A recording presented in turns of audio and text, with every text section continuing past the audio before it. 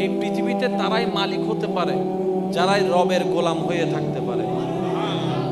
ওয়া ইবাদুর রহমান আল্লাযীনা ইয়ামশুনা আলাল আরদি হাওনান, কোরআন যার প্রমাণ রেখে যায়, বলেন সুবহানাল্লাহ। আপনি ফেসবুকে পেজ খুলে বসে আছেন, আমরা যদি লাইক না দিই তাহলে আপনার লাইক পাওয়ার জন্য আমাদেরকে দরকার,